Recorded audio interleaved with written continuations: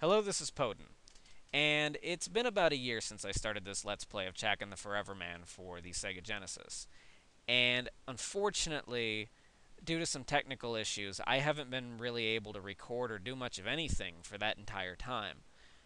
But I do have a new computer and a new mic, so those of you who did see the first part and were interested in a second part, I'm sorry for the wait. I really didn't mean to. I was just as disappointed, but I am ready to stick it out for the long haul, so provided this game's difficulty actually lets me beat it, I should finish this Let's Play.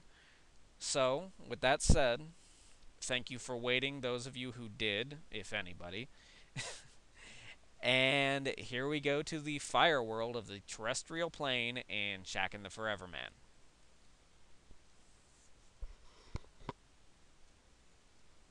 She is known as Elkenrod. She once was a beautiful healer who cured the sick and soothed those in pain. Now, on the side of darkness, Elkenrod feeds on the pain and suffering of her captives. The greater their suffering, the more power she wields. Now, this is the stage in the first part that I did warn you I will die a lot in. But after a year of practice, I do think I got a little better, though I will still die here. Don't get me wrong.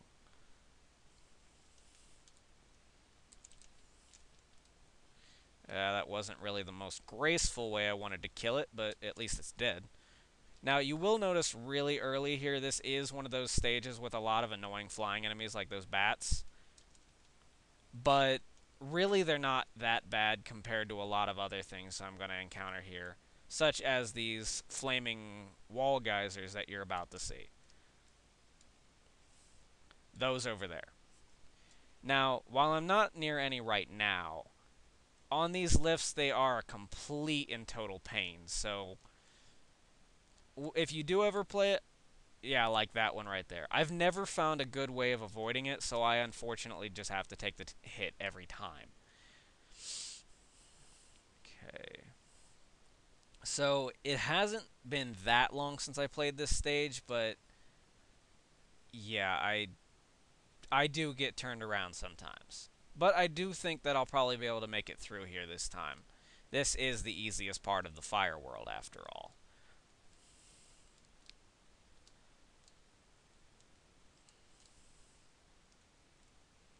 These Phantoms, when I first started playing this game, they were one of the most annoying enemies in the game, and now they're really not a big deal. Almost entirely due to the fact that they're big enough to actually hit. And they move slow, as you can tell, so I got plenty of time to actually attack them. But sometimes they will gang up on you like that, and you do take a cheap hit or two. Okay, here are some of the flame geysers. I'm just going to take the hits because I think I have enough to get through the rest of this part. And since damage doesn't carry with you after a stage, I really don't think that I have much to worry about yet.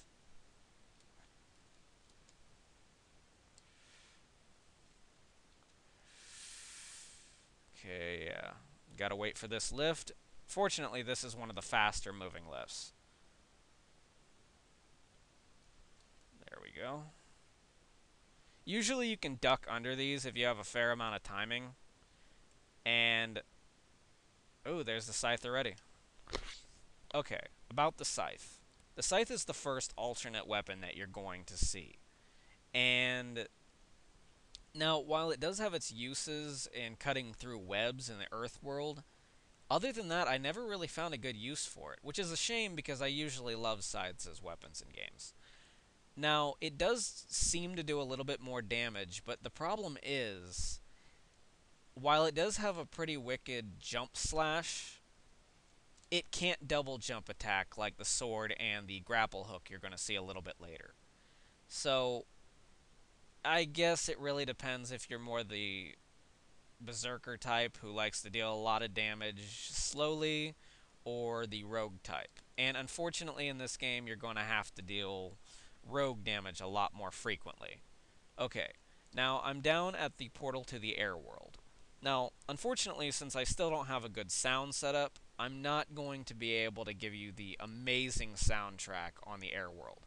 But I will tell you that it is the Dragonfly King stage, so you can probably find a video of the soundtrack, well, this particular track at least, on YouTube.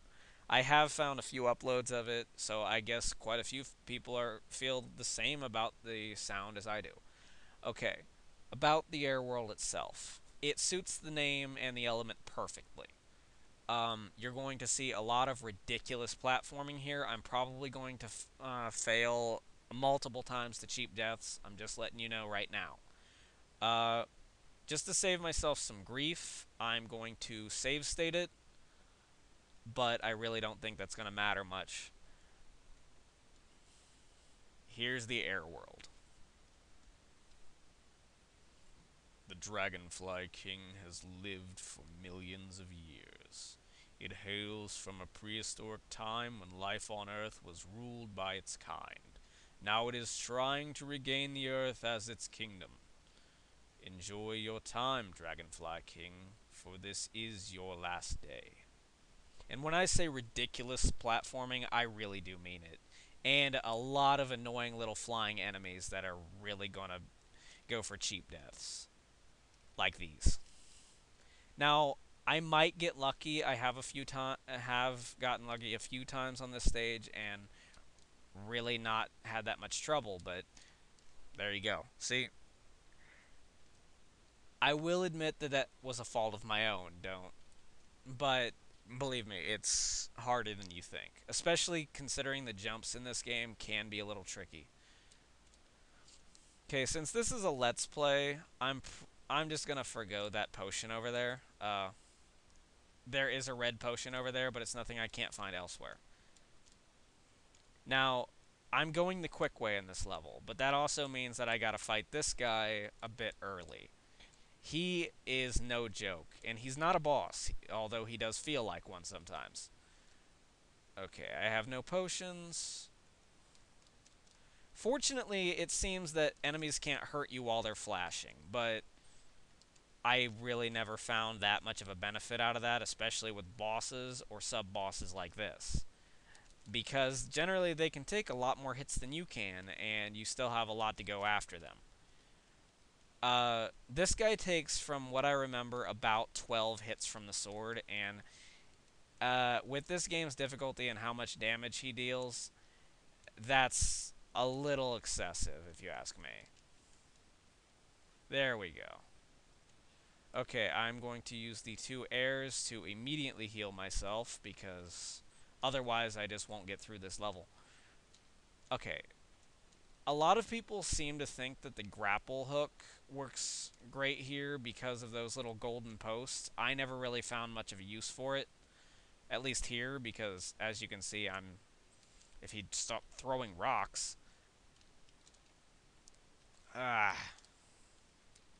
Here we go. Sometimes you can trick these guys into not doing too much damage to you and just sort of stand up on the ledge and kind of duke it out with them. I'm only doing that here because, yeah, he seems to be trapped, and, well, I don't really have much to go after him, so, there we go. I'm not going to heal myself here, because I have enough life to get through here. And in here we have the hammer. Now, the last thing I'm going to address in this video is the hammer itself, since, like I covered the scythe. The hammer is pretty much the most useless weapon in the entire game as far as I'm concerned. It is about tied with the scythe and the axe, but you tend to run into webs and cutaway walls and doors more often than you do the only thing that this hammer is ever useful for, breakaway walls. So, considering it's really not any faster or stronger than the scythe and the axe, I would just stick with one of them. All I can say really is, with the exception of maybe 2 or 3 parts in the entire game, I never use this thing. Okay, so I'm about out of time, and I will catch you on the next video, where we will be exploring we'll go with the water world. It is my favorite, I normally save favorites for last, but we can do that later. This is Podin, and I'm signing off.